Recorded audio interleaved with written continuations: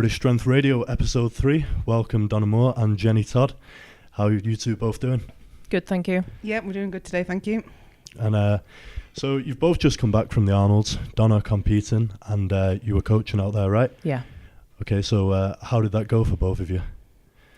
Well, I had a pretty easy job. Yeah. No, well, not really. You had to deal with everybody, but it was good. I enjoyed it. I had a good time. When I was there, it was fun experience and top level competition. So yeah, good.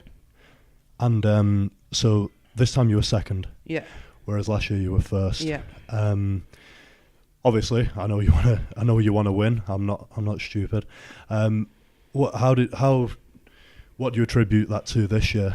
I don't really know. We've had a talk about it, and to be honest, she was just better on the day, and I think that's just the nature of sport at the top, really. You know, it was close between a few of us, and the events were quite a strange mix. You know, I don't know if you saw any of them. So they were a little bit different to what we were used to, and this blob deadlift and things like that. So just worked out that she was better on. Well, say it was like 2 days of competition, morning, afternoon. So it's quite lengthy. So when you say the blob deadlift, did you Yeah. say? Is that where you were stood on kind of a bit of a platform, weren't you? And it was beneath? Yeah, it was kind of like a Bavarian stone lift thing, but without the stone. And you just had to rep a weight, didn't have to get it for a height. So it's something that we've never had to do before. I've certainly never had to do it before. So yeah, interesting. Right, okay. And the woman who won, I forget her name. Olga Leshuk from the Ukraine. Okay. Is the girl that won, yeah.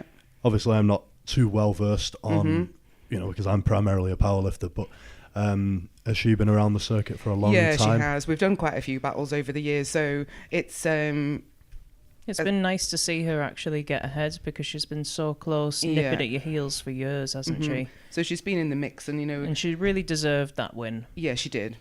So I was happy. Obviously, I would have liked to have won, but I was happy that it was her that won, because last year she came and I don't think she was quite so happy. She's not competed at all since the last Arnold, and she's obviously just been away working really hard, and her hard work paid off those 2 days. Yeah. Good for her then. So I imagine though that the type of competitor you are, you want to come back next year. Or you want to come back to what's your next outing? Well, we're just deciding, because we're waiting for the all the events to be posted for the year. So Right, we'll have to see what comes up. We'll have to qualify for the Arnold as well, and it's not really that simple, to be honest. So we'll have to plan the competitions, and the qualifier is probably America. So obviously everything else that goes along with having to go to America is to weigh it up whether we can actually afford to go to that, to be honest. Okay, so when you won the Arnold and the Worlds, and you were just kind of on top of the world in that sense, what was like the psychological shift like? Was there a psychological shift in terms of like knowing that you were like right at the top, and did it become at all difficult to get motivated? It wasn't really difficult to get motivated, but it's psychologically more pressure. I put a lot more pressure on myself, I think, to perform, and I'd been ill during the year as well, so I was trying to recover from that, and then the added pressure of having longer to recover, and then training all over again and starting again, basically. I'd lost quite a lot of weight as well.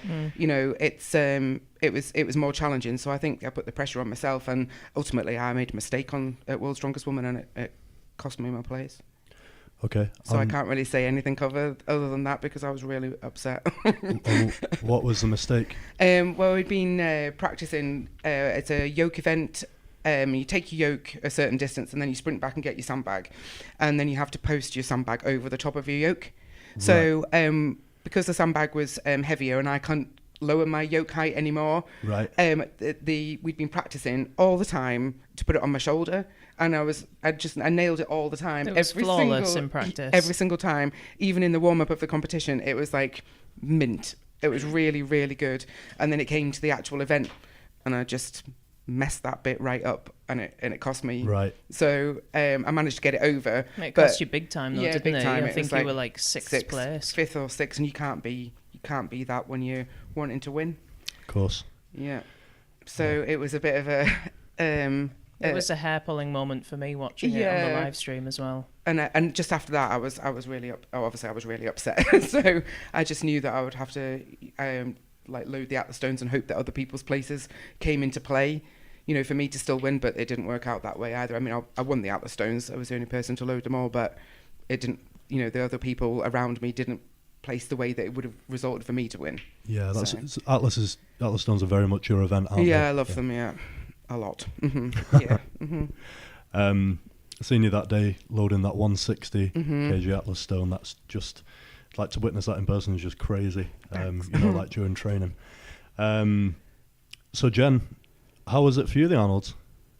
It was fun. Well, I've been before, but I was a competitor the last time I went. Of course, yeah. So it was really nice to be able to go and not have the stress of the competition upon me. I don't know if you know, but I'm a bit of a stress head when it comes to competing. That's why I don't do it anymore. But it was a really enjoyable experience. It was awesome to have so many girls. I mean, I had 5 athletes over there competing, 2 in the pro show. There was 2 in the amateur show, and there was another girl doing a different sport. So right. it was pretty cool. It was nice to meet them all as well, because some of them are Canadian. Who was the girl doing the other sport? What was she doing? Bailey was mass wrestling. Do you know what that is? No.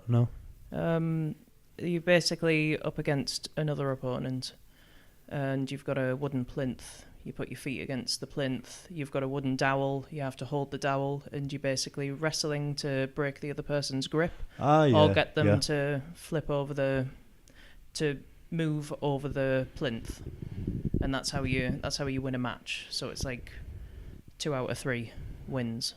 Okay, and then you kind of move up the scale after that. And how did you get into coaching that? Well, I don't, but right. she's a strength athlete, so of course, yeah. She does a lot of deadlifting. Like, it's a lot of deficit pulls. Yeah, it's a lot of grip work, a lot of upper back work. So it's just she practices the skills in her gym with the people that teach her how to mass wrestle, because I have no idea. And then you kind of strength and condition for her. Build the strength for her. Right. Yeah. Can you pull sumo? Can you mass wrestle sumo, like with a wide stance with you? Yeah, you absolutely can. And you like run across the board and then run across it sideways. There's quite a bit of it's quite to technical, it. yeah. Does sound pretty damn cool. It's really cool. I had a go of it in 2014 at my first World Championships, because we call it. It's a funny one, but yeah, it was pretty awesome. Right. That's interesting. So in terms of coaching, Donna, Jack obviously has an input, and you have an input too. What's the actual situation between who's your main? Like how do Jack and Jenny kind of interact to coach you? Because what's the situation? It works well because we don't really need to interact that much together, me and Jack. I mean, right. we work together. He's my boss, but I do Donna's strength programming in the gym, and she comes to Jack for event-specific training. That's what he does. That's what I do. Okay. So it doesn't clash. I think a couple of times we've had to speak about it because, we just want to do the best for our athlete, and we care about the outcome. We care about her. So I think building up to Worlds last year, because she wasn't herself after she was poorly last year,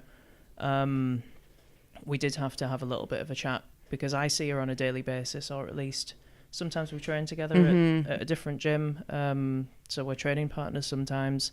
I would see her more often, and I could relay information to him. What's she been like this week? What can she tolerate? Am I able to push? What have you been doing in the gym so it's not going to conflict and we're not giving her too much? Because it was quite difficult for her to recover from that period of time. That's really the only reason why we ever spoke about her. Other than that, I leave him to the events. He does well with her, and he leaves me to the strength training, because we both know what we're doing. It's good that you can see each other in person as well to discuss it when you need to discuss it. And while I remember, I just want to say thank you to Jack for letting us have this room today and for the facility. If anyone is interested in the Northeast, or if you're looking for strength coaching, Spartan Performance is, I personally think, the best gym around. certainly be one of the best in the country of its kind. And I would agree. Yeah, I would agree as well. Yeah, it's getting better and better as well, isn't it? Like, from a powerlifter's perspective, he's just got a competition bench in, competition plates, this, that, and the other. So he's going to have everything covered through strongman and powerlifting soon. And obviously for your average Joes and Josephines too, who just want to get a bit stronger and whatnot and get fitter and look better and this, that, and the other. You know what I've just realised? That's still recorded now, we're all good, but I've realised that I don't know how much memory I have on that thing. That was like my last thing on the checklist to do. Oh dear. Make sure that I definitely have enough memory on that. But fingers crossed. I mean, it had a 36 gig memory card put in it very recently. I did that specifically for this purpose. Well, I guess we can keep checking. Fingers crossed. And when it stops recording, you can sort that out. Yeah, we've got the audio. So I was going to just ask you then. So I haven't actually known you since you've been competing. I've probably known you for a couple of years, but I think you'd finished your last Arnold prep. You'd done your last Arnold. Yeah. Was it 2017 or 2017? So when you say you're a bit of a stress head when it comes to competing, what do you mean? Oh, God. Yeah, it's quite tricky. Yeah, it is. I'm very quiet and composed on the exterior, but look inside my head and it's full of slamming doors, I suppose. I'm not a mental person. Like, I don't have something wrong with me. But it means... You might not think so, but it means so much to me, or it did mean a lot to me at the time, and it was really important that I could perform for these... It sounds ridiculous, but I only ever really did it for the people around me. The first couple of competitions that I was involved in, I did it for myself. I wanted to test myself and see how strong I was, but then it kind of became pleasing other people and living up to their expectations of me. And that to me is a really difficult thing for me to deal with. And yeah, I think towards the end I learned how to deal with my head a lot better, but then the level of competition increases, the stress increases, the pressure increases. It wasn't worth it in the end, and it took quite a bit of knock on my personal life. And is that really worth it when we don't get paid for this? Yeah, I mean, like anyone on the outside just wouldn't know, would they? No, they don't know. They just see the Instagram, they see the Facebook, and they see the results, but they don't know what's going on behind the scenes. And it's really difficult to prepare for, because for me it was a very quick rise to... It sounds ridiculous me saying it, but like... You won the Arnold, you fame. can say it. You won the Arnold at the end of the day. It was always a really rapid thing for me. Like, I've placed first in nearly every single competition I've done, apart from 2016 open weight World's Strongest Woman. Obviously, I'm not going to win that. I'm up against Olga, who won the Arnold this year. She was in the lineup as well. Andrea Thompson, who won Worlds last year. Yep. There's no competition there for me. I was just making up numbers. I got an invite, and it was really cool to be involved with the return of World's Strongest Woman. So another 2 competitions I placed second. So I've always been very, very high up. So it was like I said, it was really fast, a fast-paced rise to air quote fame, or Instagram fame. Yeah. Not fame. It's fame. Yeah. and I guess as well, kind of, you're trying to live up to other people's expectations. Well, it's kind of hard to know what people actually expect of you, unless you're a mind reader. Do you know what I mean? It doesn't mean shit to them. It means... Can I swear? You can say whatever you want. So if that's you, then I encourage it. Yeah. Okay, I'll try not to say one specific word. Anyway. No, just say it. Please say it. What's the word? Cunt. Go on, say it as much as you want. I knew it was gonna be that one. Whoops. Where were we? I said cunt. I've lost track. About you, right? No, they don't give a shit. No. Other people don't care about what... Well, they care about what we do. The people that follow Donna, they really care that she does well, and they want to see her continue to progress and continue to do well because they're in awe of this person, and she's a nice person. Yep. That's why they follow her. They want to see her succeed and achieve. And the same for me, the people around me, the people I know, my friends, my family, the people that I work with on a daily basis, they want to see me do well, but does it mean anything to them if I completely flunk it and I lose? Because they just feel sorry for me. Oh, that's really sad, because she'll be feeling really bad about it. Like Donna placing second last year, people would speak to me about it because they don't know her on a personal level, and they'll be like, "Is she okay?" And I'm like, "Well, not really." They're more concerned about how she feels about it than I'm really disappointed that she came second. Yeah, it's not. They don't care. They're just, "Oh, I hope she's okay," which is really cute. Yeah. But we seem to think that it works the other way. Yeah, It doesn't matter to them. That people would think less of you because you didn't win or you weren't successful. Yeah. But I found that it doesn't really work that way. Like Jenny just said, people follow you because they want to see what you did or you do and how you perform the way that you do, and they're more interested in you as a person rather than the stuff that you can actually win. They genuinely like use you as a form of inspiration, and just almost like you'd watch any other athlete. It's like, whoa, that kind of thing. You're looking and you're watching and you just in awe, like you just said, you're in awe. But it's not like football, is it? Or like rugby, where like if your team loses, like I've never understood this, and you know what, I don't get team sports. This is why we do the spectators. Ones. Yeah, Jenny's designed to be alone, just by yourself. The spectators of which, like, they'll have a bad day if their team loses, and it's kind of like, say for example, if I don't know, let's say my favourite powerlifter is Kevin Oak, I won't have a bad day because Kevin Oak bombed out of a meet. You're not going to have a riot. Start punching horses. I don't get it either. It's really weird. Yeah. But how have you then found, because you're really involved as a coach, which as a coach you'd want to be, wouldn't you? You want to be the best coach you can possibly be. Yeah. How have you found the transition towards that mindset, i.e. just completely putting your focus on other people? Because it can be hard to do. I found it quite easy because I was kind of, when I decided to stop competing, I was more involved. The reason why it was mostly so fucking difficult in my Arnold prep was because I had so many girls going over there and so many other girls competing in England as well. And I had a lot to program. It was dealing with higher class athletes. That's quite a lot of pressure on me as a coach as well. Of course. And I obviously didn't want to flunk a program. I mean, how could you possibly do it? I don't understand how I could write a poor program. Mm-hmm. But there's always self-doubt. Am I doing the right thing for the individual?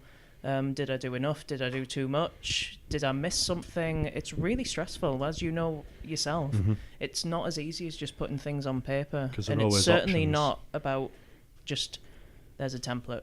Yeah. Because everybody's individual, but you've got to be able to read the data that's coming your way. And because I was so focused on that, I wanted to represent myself as a coach well while I was over there. I didn't have time for myself, and that's the only time that I've sought out programming from somebody else. And I went to see Jack. I think it was like 6 or 8 weeks out from Arnold's, and I couldn't be bothered with myself anymore. I said, you have to help me because my head's right up my arse. Because I'd put all my energy into the other girls and left nothing for myself. And it was, thank God he was helpful and a great coach, a great programmer. Because obviously it did the trick. It stopped me having to think about myself. I had that written down, went and did my job, got the training done, went home, dealt with my athletes, worked for them. But no, I don't. It was an easy transition for me. I enjoy their success more than I really ever did my own. which is really strange Yeah. because it was cool. It was really, really cool being on the Arnold stage and being handed that trophy, or even that last moment, the last event, and I turned round and I saw Brittany Diamond fall over, and I just crossed the finish line because I knew that if she beat me, I'd have lost the top slot, and I had to work my arse off that weekend. It wasn't easy. No, I came in. It was a tough weekend. That weekend. It was a really tough weekend. There was a lot of random girls who I didn't even see as being contenders, but there really were, and I had to work my ass off, and thankfully it took one person's mistake to give me the gold, because I don't want to go back there again and have to compete in it. It's good. I was going to say it's good to go out on a win. Certainly. You know what I mean? That's why I don't want to push my luck. You don't want to leave anything on the table and be looking back not, like, no. what could I have won type thing. I did what I originally set out to do. I won the Arnolds, and that was the only World Championships at the time when we first started getting involved in the sport, and I did it. So it can, for me, it can bugger off, and I'll help other people achieve great things for themselves. World titles, hopefully, a little bit more of those. But no, I definitely like the coaching more. I like seeing the wins from my girls more. Yeah. I can appreciate it a lot more because I didn't have to do the hard work. I didn't have to kill myself in the gym. It's good to be able to have that feeling, and just be a little bit kind of happier and more content. Absolutely. Day to day. Now I watched the SPD video that they recently did on you, Donna, made in Britain. Yeah. And I noticed that in your house there was a picture of you and Jen. So are you two like? You two seem to be really good mates and stuff as well. We're buddies. Yeah, we are. Athletes. Yeah. So, for some reason, I thought when I wrote that question down that there'd be more to kind of elaborate on it. But we're good maybe mates. there is. Maybe there is. We haven't always liked each other. I didn't like Jenny the first time I met her. So Really? No. She's right miserable. Seriously? I don't think so. No, it's the other way around. The first time I noticed Donna was at a Britain's Strongest Woman. Was it the first one that you won? Oh, it was the... and she was with Gemma Magnuson, who in this country, I don't know whether listeners will know of her, but they should, because she was a big deal in this country. Starting out, and absolutely, and she used to coach Donna. It's when it used to be kind of a big sport. Obviously it had the big hiatus where nothing happened at all, and now it's all come back again. So Gemma was in the first big thing of Strongwoman when it first came to the television and stuff like that. We're still waiting for that, but it was on TV in the early 2000s, so she was a big part of that. She was even on a documentary. I remember watching her and Benny on a documentary about strong families, and it was funny seeing her, but she was in my head because I've seen her on a documentary. She's a World's Strongest Woman competitor, multiple Britain's Strongest Woman at the time, and she had her athlete Donna, and there was a lot of entourage hanging around them, and there was little me with my, at the time, because I had my heavyweight friend Stacey. But lovely girl, and I had my mum and everybody and kids, and but she just had this shebang. little clique around her, and I was like, oh, God, she seems like an absolute dick and really full of herself. It was not at all. She clearly knew she was going to win, and she was a pompous twat. That's nice, isn't it? She wasn't, though. I wasn't, though.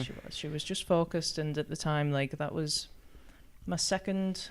That was the second time we'd met, because we'd done that other one before, hadn't we? I took a year off after that, and then I came back after being invited to Britain's Strongest Woman, and so I didn't really... But we were mates by then. I didn't really see the whole being focused at competition thing, because I just kind of no experience in competing, didn't really know what that was about. It can be when you're around either a powerlifter or a strong woman, it can be very intimidating, misleading, because they're normally introverts, two, they're focused anyway, they're not saying much, they're in the zone, and you can think, wow, that guy's such a dick, this, that and the other. And people will say that to us, though, won't they? I can't, after a competition, or they'll come to a seminar, or they'll just come up to us if they're if we're somewhere and they'll be like, "Oh, you're really nice people." Well, I hope so. you seem really like aggressive when you're competing. Well, we're competing. We're like focused on what we're doing.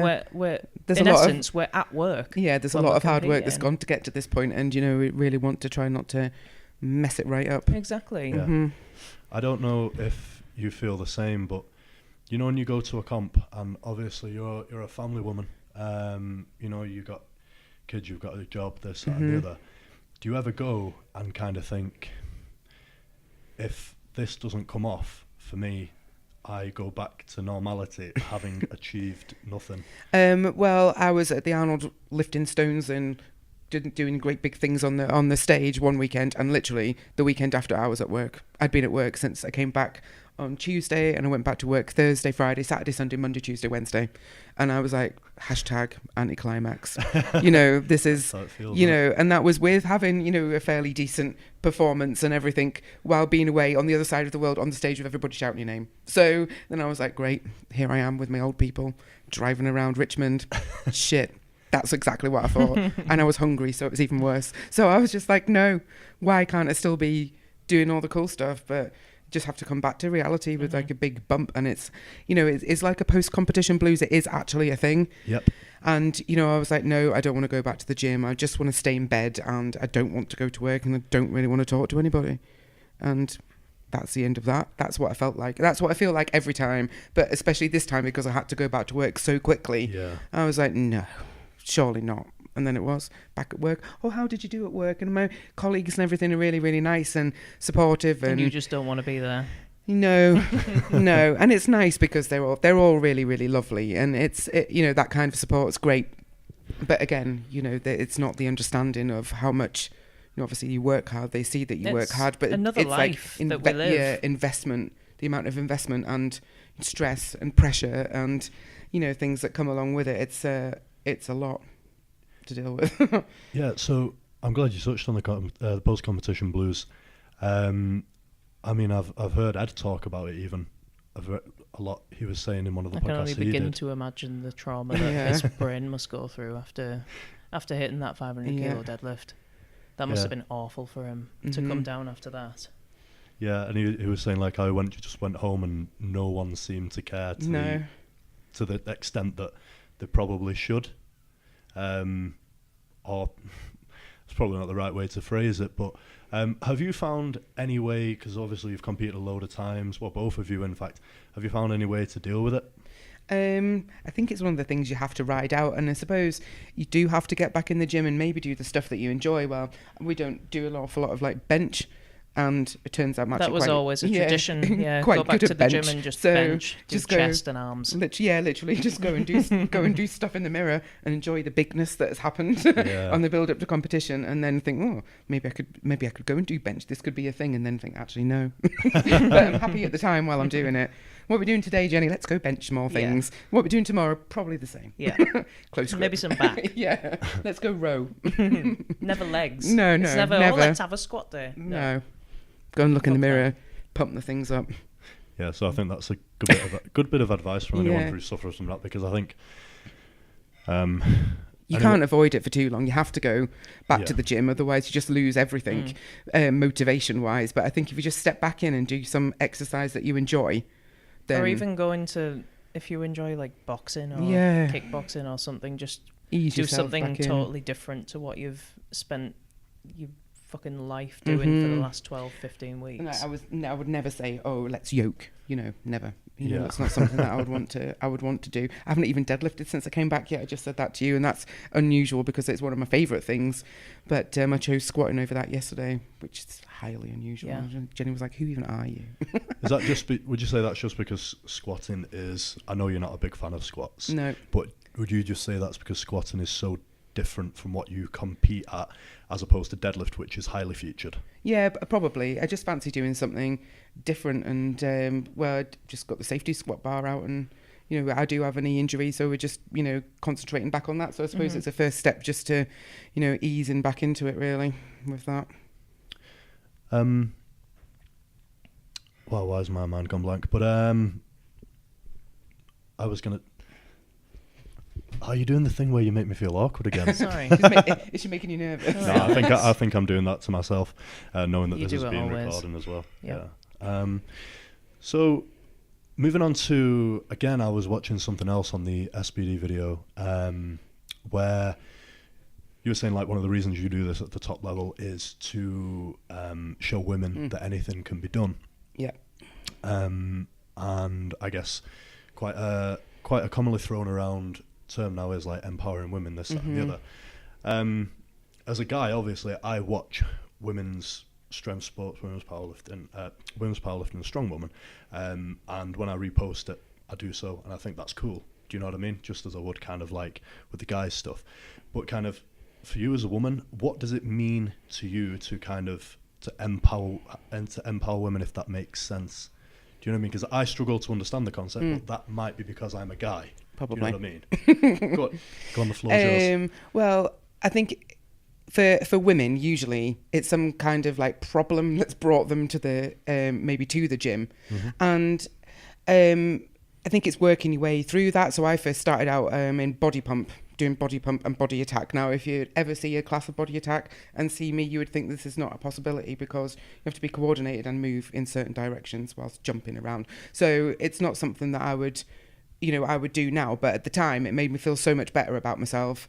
I can't tell you what it did. It just like transformed everything, and it just gave me the confidence to find out more of what I was into, which turns out to be Strongwoman. So if I hadn't had like sort of confidence and then gained even more confidence and in my own ability and myself, from doing this sport, then I don't really know what I would be doing, to be fair. I just feel that this is like my path, really, I suppose. I don't want to know that, Donna. What? The non-lifting Donna. No, I don't know. It's I wouldn't know what to say to you. well, no, we wouldn't be friends. I would miss you. So it's it's I want to show the women that you can go out there. It's not going to make you this like to turn you into the Hulk or whatever, although people might say that. It's it is empowering, it's fun, it gets you out, it gets you moving, and just the benefits of human movement, it can't be underestimated just in itself, and the happy hormones that it releases, and all this benefit just from exercise. And I'm not saying you have to go having great big giant deadlifts or anything like that, but if you want to, the path's there for you to follow now to progress into this kind of sport. But if you don't want to compete, it's still great. We have a great camaraderie. It's still really cool to be able to know that you can physically manage moving big household objects like a fucking washing machine. Yeah. Be able to move a washing machine, change it, and not have to ask a man to come and help you move it. It's simple things like that. It's really easy to do. It's really easy to train and get stronger. And women just have no idea how much that's going to help them daily. Yeah. And not have to rely on somebody else. And just that we're saying, even the health benefits of it as well. Absolutely. But, obviously I've taken it further to the extreme, like yourself and Jenny and the other, strong men who compete at the higher level. No, obviously people don't have to do that, but I'm here to show you that you can. It's not, I'm not going to make any money from this. There's no money in it really for But you were once an ordinary lady. Yeah, if I'd put struggling with your body weight and your body image, and now look at what you've achieved and what you're currently doing, what you're currently lifting. Yeah. If that is somebody's and just a totally different dream. person. It was a totally different person. Absolutely. If I look back at the pictures that my dad had sent me a couple of months ago that he had taken from when I just had my kids, I was like, who even is that? I don't know that person. What even are you there? Were you more timid or? Yeah, I was just quiet and I wasn't happy and I was very circular. And young, obviously I've got quite a lot of years on top of that now. So whether, stuff like becomes with age as well. But I just look back then and it's like, to me, it's unrecognizable. I don't even know like that person anymore. I would never be like that. I would never want to be like that. I wouldn't want anybody to be the way I was either, but I just want them to also see that you can be in this like situation or unhappy or miserable, but you can change your situation. And this is me showing everybody, not that it's just me, there's plenty of women that do it too. Show the world that what can be done. It's well received. Women like to see women lifting things. It's generally the guys that are not into it, certain guys, but for women, they enjoy it. And I'd get a lot of messages for people saying, I want to be like you, or you're inspiring, or I look at your videos and I want to do that too. Well, you can't have anything better than that. Nothing. There is nothing better than that to me. Yeah. And I think it is actually such a good thing that this, I guess it's mainly happened through social media. This movement that kind of really pushes. That's happened, hasn't it? Right. Let's just carry on with the audio. Okay, so for those of you who are only watching, who are watching the audio, the video, in fact, if we've recovered this, it's just because I need to buy a specialist camera for this means, really. And I am going to try to start recording again, so this might be a blank screen for a bit. And if you're listening to the audio only, well, that's why we had this little gap. Give me a second.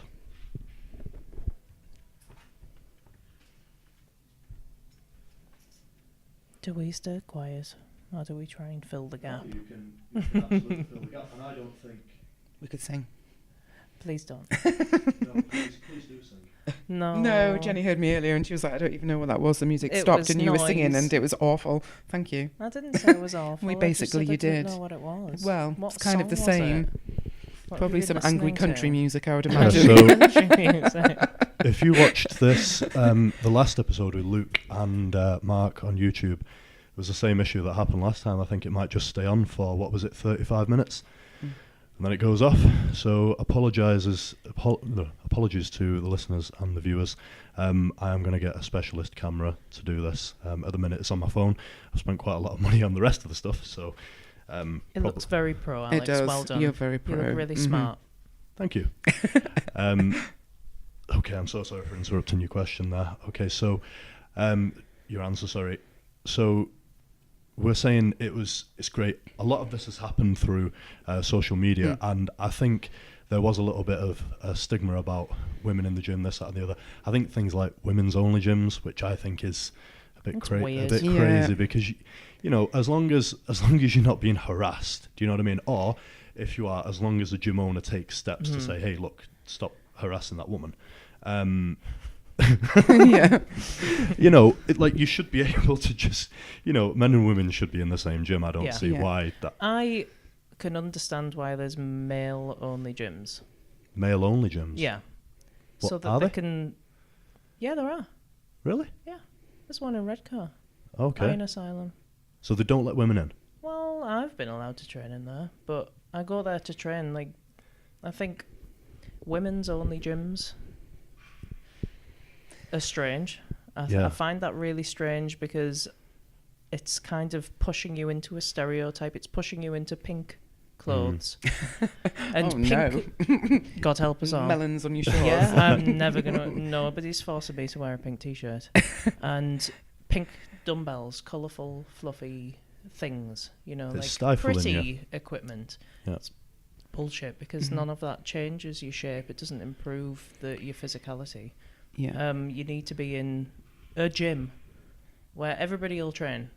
However, I do agree, after being in certain gyms, I'm not saying it's Iron Asylum, I'm talking about every gym, and I've watched men and their behaviour and ogling women and not paying attention to what they're doing. I think it's important for them to be able to go somewhere where they can be disgusting, where they can talk about women and, you know, do revolting man things and be dirty, piss all over the seat, and they don't have to consider the delicate gender.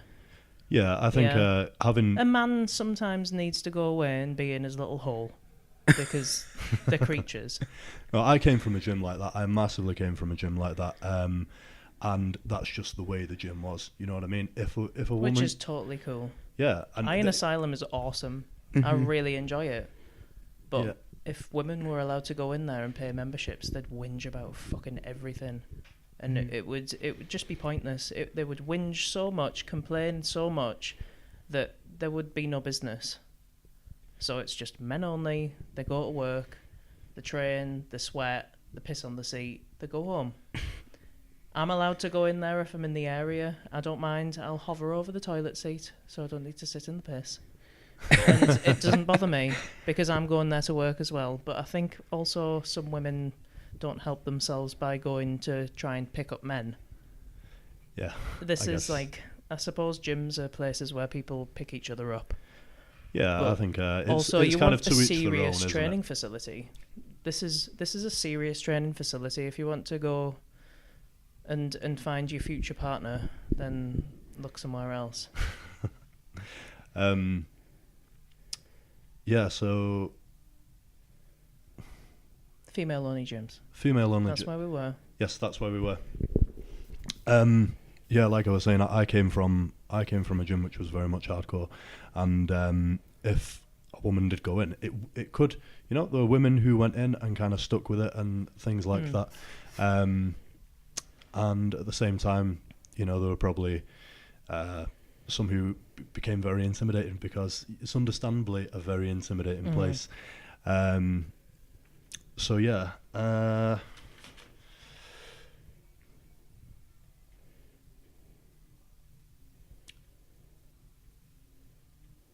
Sorry, this is so bad, isn't it, on a podcast, that The silence. the silence, yeah. Yeah, should I just hold the mic up to the wall so we can hear So we can hear Clubland some classics? dance music. Me and Gap Jack's fill. youth club music Yeah. that we like to listen to when we're training. Children of the night. We do, yeah. So, Jen, I don't think I've ever asked you this. How did you get into it? How did you get into training stuff? Kind of skirted around getting into weight training. I used to work the doors, and I think when I started working the doors, I have no idea what body weight I was, because I would have recognised stones back then, and I don't now. I'm kilos, but I've always been a naturally thin framed person, and I soon realised that I needed to learn how to look after myself in case I got into a situation and there wasn't somebody to help me. So I learned how to kickbox. Okay. Got pretty much addicted to kickboxing and really enjoyed it. Did pretty well in theory. I'm a really good kickboxer. Did you fight? I had 2 fights. Okay, how did you do? I lost them both. Okay. And the second one I walked out of the ring. Well, how come? In a strop, I guess. Oh, after you'd lost. I thought you meant like you in lost the first because you round. No, I just walked out. I was just like, I don't want to fucking do this. This is Okay. really embarrassing. The girl was really small, and I was way taller than her. And she I think she kicked me around the head, and I just saw stars. I didn't have a gum shield in because my cornerman didn't give me my gum shield. It was just a royal fuck up, and I just stormed out and then cried in a corner. Wow. I don't like fighting, No. Alex. I don't like being hit. I don't really enjoy hitting people. However, if I get to spar with a man, that's really different. I really enjoy beating the shit out of a guy, but I don't, they're willing. They're a willing party, and I feel it's a really strange thing to say, but I feel very uncomfortable hurting a woman. I don't know what that says about me. I'm not gay. I guess it's quite deep, really, isn't it? It's something strange, that a psychologist might be able to figure out. Probably. But to me, that seems. But I didn't enjoy it, but I was good at it. It did the job. It got me fit. It got me stronger in a sense, but I lost a lot of weight because getting into the fights, I had to cut quite a lot of weight with me being 5'11". I'm quite tall for a woman, and these girls that I was up against were nowhere near my height. So to match their body weight, I had to cut quite a lot, and I think I remember my cut was about to 63 kilos. I think I had to get under. What do you weigh now? 78. Wow. Yeah, but I was significantly. You were lighter anyway. That was really light for me then. I had to lose 4-5 kilos or something to make weight, which was all right because I initially went to get fit, learn how to fight, but I had a bit of a beer belly because I was in my early 20s and I enjoyed going out. And working on the doors, the trend is usually sit back after work and have a few pints, and we did that a lot. Right. Yeah, there was a lot of pints. So I kind of found weight training because I'd lost so much weight, and I then struggled like fuck to try to do my job, wrestling thin people that I shouldn't have had a problem with removing from a venue. So I realised I had to put on a bit of weight and get stronger. So that's when I decided to commit a little bit more to strength training. And did you find that helped? Or absolutely, yeah. But it kind of, I skirted around it for a little while. Played around with CrossFit because I went Thai boxing in the factory in Newcastle, and they had a CrossFit box there as well. So I committed to weight training probably the end of 2011 and gave up K1 and Thai boxing and got entirely addicted to weight training. As is often the case. Yeah.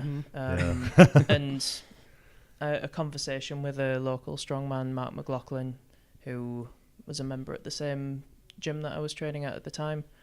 And just a conversation with him, he watched me deadlift and he says, you know, you're really actually quite strong for a girl. That's quite impressive. You should look into Strongwoman. I know Gemma Magnuson, I used to train with her because I used to train at Eddie Elwood's gym in Hartlepool when that was the place to go for strongman, and she used to go there when she used to compete. Yeah, she did. Yeah, in Benny, yeah. And it just went from there. A week later, I found a competition, and that's where we met for the first time. But we never spoke each other or recognised each other. No. And the rest is history. It all happened within about 6 weeks from that conversation. Okay, found the competition, won the competition, got addicted to Strongwoman. Mm-hmm. That's pretty cool. And how did you pick up coaching? Because obviously you went down a bit of a different path to start with. You were when you were starting working the doors. Was that as well as doing something else? Were you at uni or this, that, or the other, or was it just looking for a job kind of thing? Just looking for direction in life, I guess. Right. I never knew what I wanted to be when I was a kid. I wasn't one of those that knew. I mean, I've gone from wanting to work in the RSPCA, right, police officer, army, dentist, because that matches all of those other and things. did you train for did you train for all those things, or you just absolutely want to do not. them? No, I just thought of things that I wanted right. to do, and dentist is absolutely pointless because I haven't been to the dentist since I was 16, I'm afraid to say, and I'm petrified of them. So I don't know why the hell that came up in my head, but I think it was the paycheck, the potential for making money. But thinking back, why the hell did I think that? Because money, I'm not a money-driven person at all. Same. I couldn't give a shit. As long as my bills are paid, I really don't care. Borderline same here. I'm not money-driven unless it's something that I love that I can monetize. Absolutely. Then I'd want to take it to, you know, the nth degree. But absolutely. So, how did you actually then? Did you just pick up the knowledge as you went along? Because pretty much. now you working here, you guys you're all expanding your knowledge constantly at Spartan. Well, yeah, we have to. We have to stay top of the game. But I suppose I've got this place to thank for that.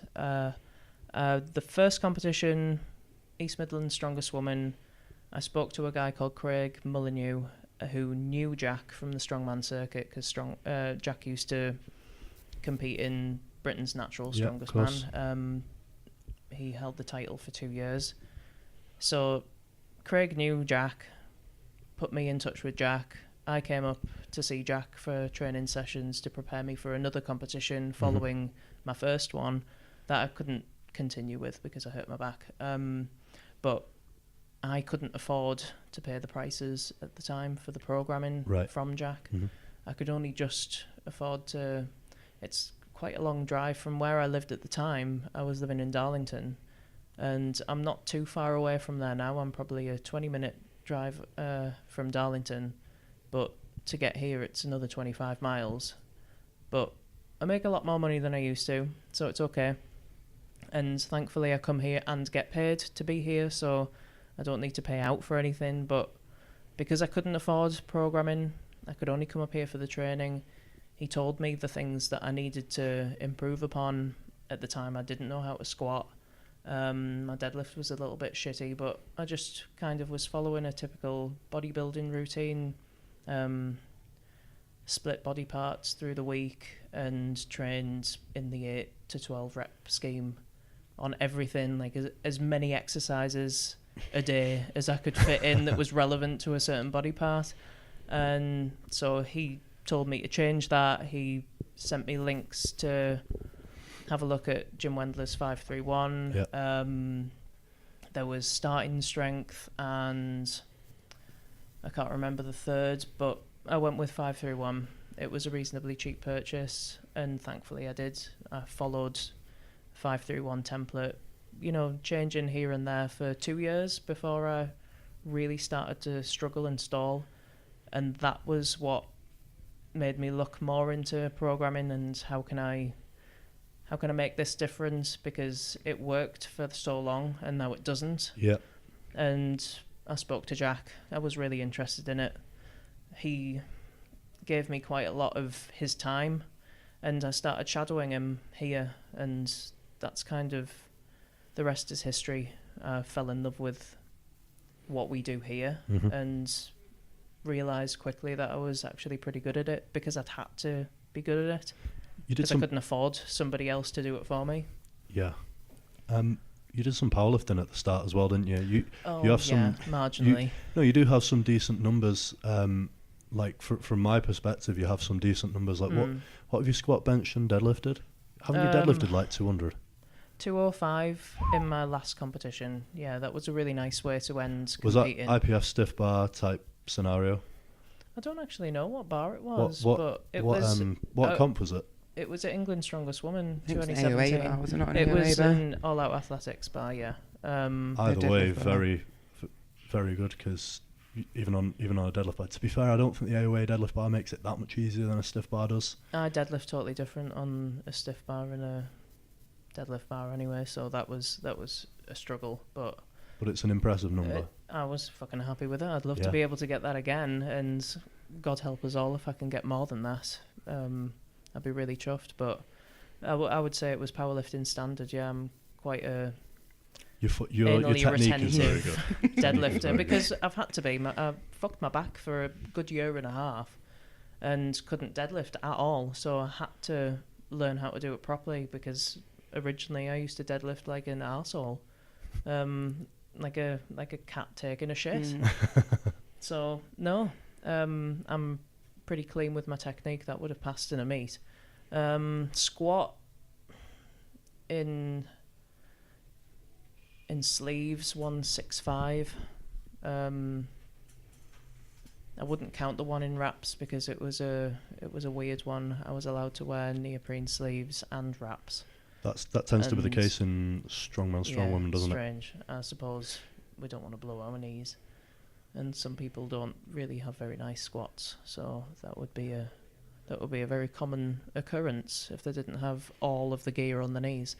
What did I manage there? Was it 170? So not much over what I was doing in sleeves anyway. But I think, thinking back to that, were you there on that day? Yeah, it was. Yeah. It was like a day that took forever. Yeah, it was a long day, wasn't it? But it was nice weather. Yeah, it was. For England. An outside event. Yeah. Who'd have thought it would stay sunny? I didn't have to push any further, but I think I would have been good for 185, 190 in wraps. Nice. Yeah. And you were what, like felt really good. 70 something? Well, I'm an under 80 kilo competitor, and I've always been under 82 kilo competitor, and I've always been comfortably under body weight. I don't think I've ever gone over 80 kilos. I've always struggled to put size on and keep it. You know, one day I'll wake up and I'm a little bit heavier, but then the next day it's completely fucking gone. Bench, not comp standard 110, comp standard 100. So they're all right. 205, 165, and 100. I'll say, yeah. I do okay, but that was a while ago. And Donna, your powerlifting numbers, because I know you did the Underbolton deadlift challenge. Yeah, I think I got 237 that day, but I think it was just a bit of an eye opener really on how you actually powerlift. It's I think it was the weighting. I found the weighting a bit strange. Yeah, you waited all day for one event. Yeah, and then the warming up scenario, found that all a bit strange. I'm stretching my leg under yours. Okay. You don't move.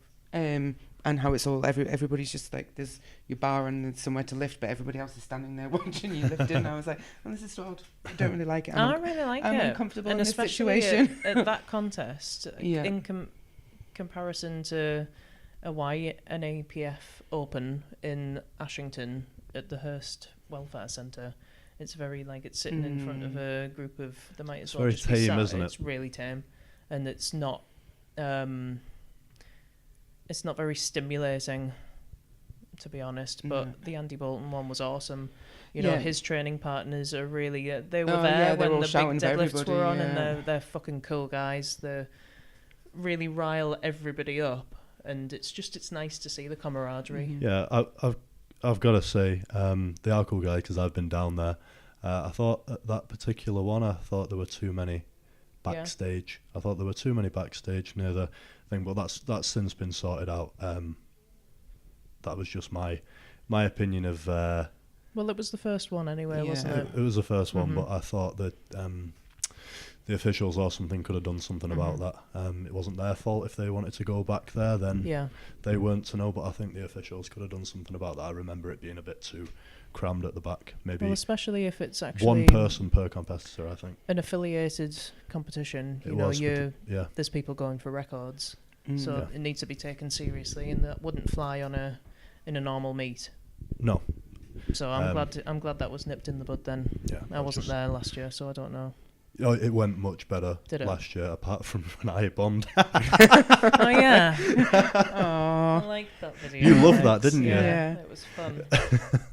I like watching people fail. I'm sorry. I like watching you succeed, but I also like funny fails. Well, you've got to have fails, haven't you, just in fell life? Down. Yeah. Just fell.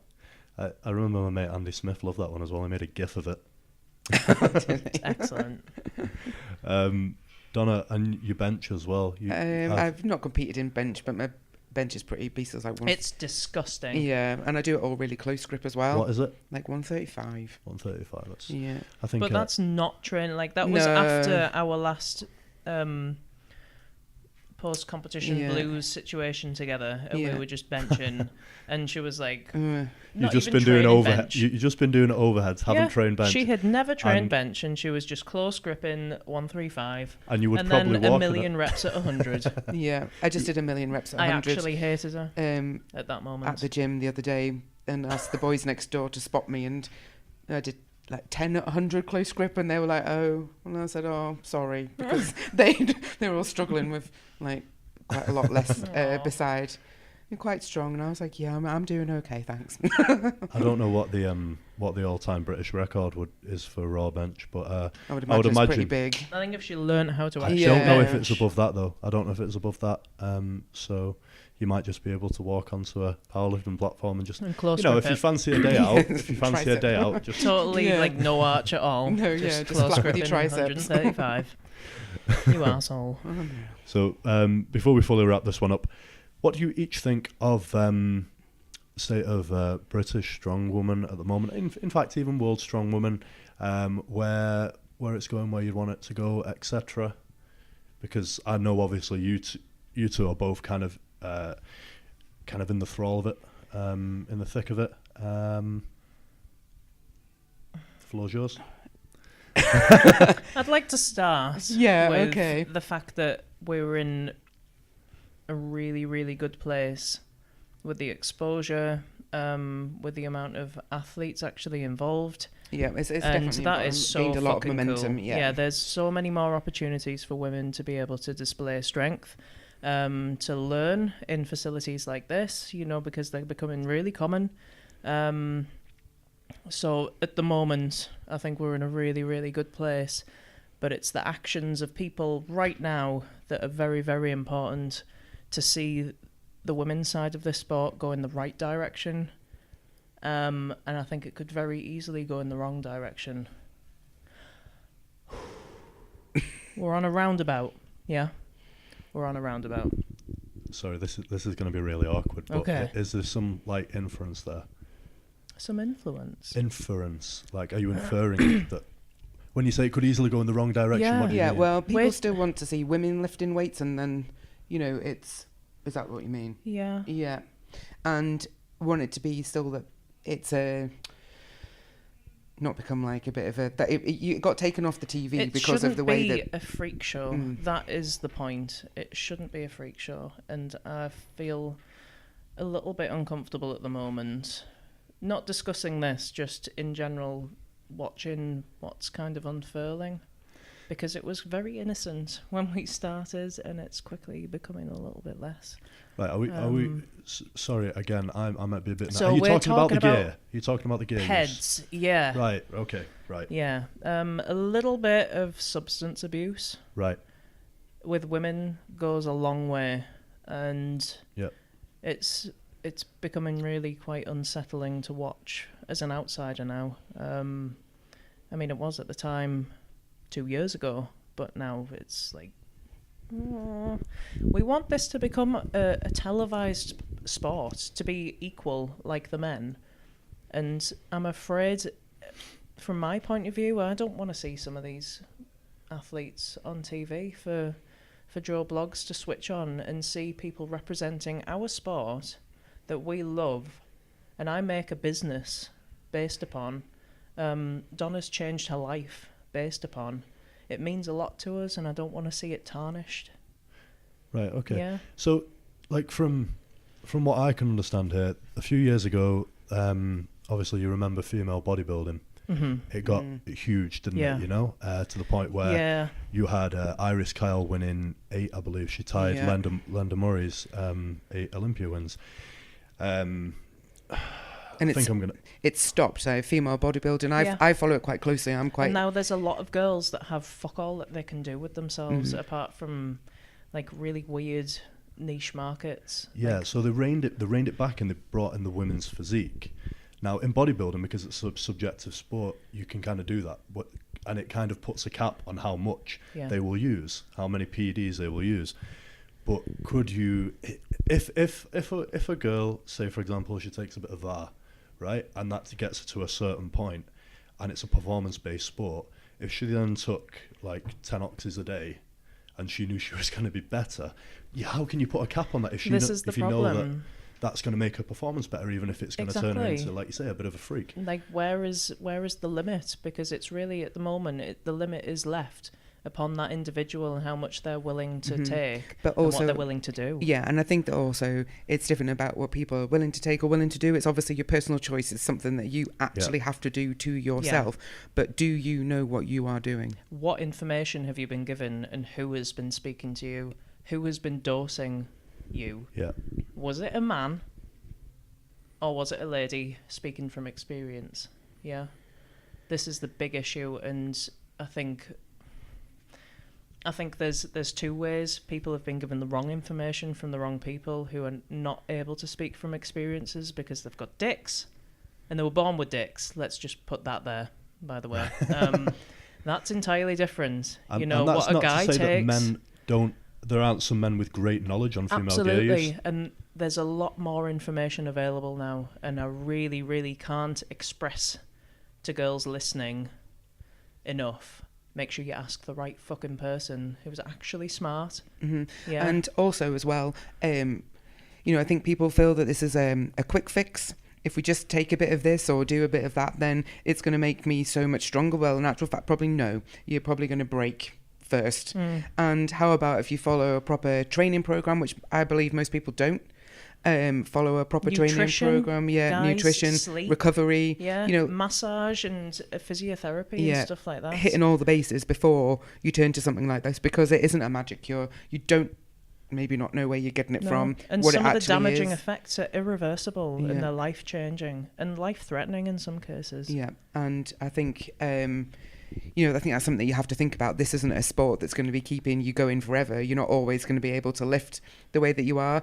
And for women, you're not going to be making really any money. It's not like, you know, Hafthor, there's £72,000 for winning the Arnolds. And there will never be a price packet like that for women. There will never be a price packet. And ask yourself, is it worth what you could possibly happen to you? Again, like I've just said, it's like personal choice, but I think you have to be educated at that and cover all of the other bases before delving into anything else. It is the darker side to the sport, I suppose, and I think when you see lots of people together, it's fairly noticeable, and you need to be careful.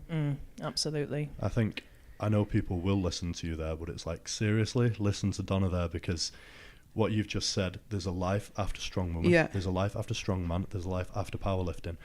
and we all know what people do. We're involved in this, and people just use crazy amounts. Well, they do, and it's more than they need to use as well. And your body can't use all of that. No.